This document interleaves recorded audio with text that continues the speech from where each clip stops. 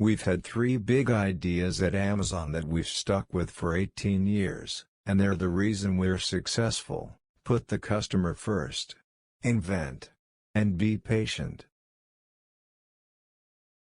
If you're competitor-focused, you have to wait until there is a competitor doing something. Being customer-focused allows you to be more pioneering. You can have the best technology, you can have the best business model, but if the storytelling isn't amazing, it won't matter. Nobody will watch. In the old world, you devoted 30% of your time to building a great service and 70% of your time to shouting about it. In the new world, that inverts. There are 2 kinds of companies, those that work to try to charge more and those that work to charge less. We will be the second.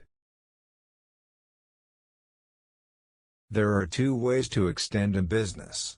Take inventory of what you are good at and extend out from your skills. Or determine what your customers need and work backwards, even if it requires learning new skills. Friends congratulate me after a quarterly earnings announcement and say, "Good job, great quarter." And I'll say, "Thank you, but that quarter was baked 3 years ago."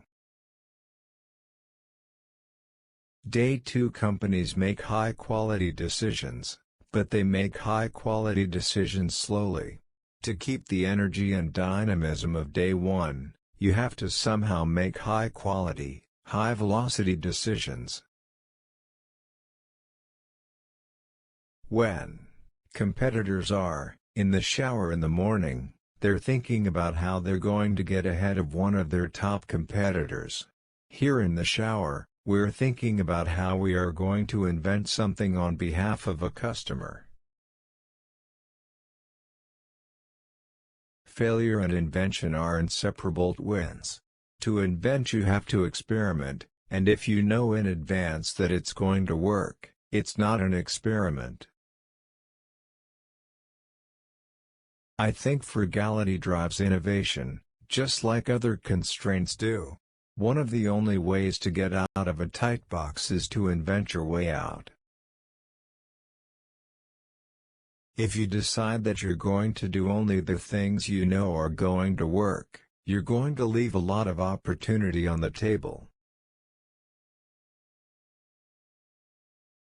Staying in day 1 requires you to experiment patiently, accept failures, plant seeds, protect saplings, and double down when you see customer delight. Most decisions should probably be made with somewhere around 70% of the information you wish you had. If you wait for 90%, in most cases, you're probably being slow. Most large organizations embrace the idea of invention, but are not willing to suffer the string of failed experiments necessary to get there. We take risks all the time, we talk about failure. We need big failures in order to move the needle. If we don't, we're not swinging enough. You really should be swinging hard, and you will fail, but that's okay. Companies are rarely criticized for the things that they failed to try. But they are, many times, criticized for things they tried and failed at. If you're not flexible, you'll pound your head against the wall and you won't see a different solution to a problem you're trying to solve. The smartest people are constantly revising their understanding, reconsidering a problem they thought they'd already solved. They're open to new points of view, new information, new ideas, contradictions, and challenges to their own way of thinking. If you can make a decision with analysis, you should do so. But it turns out in life that your most important decisions are always made with instinct and intuition, taste, heart.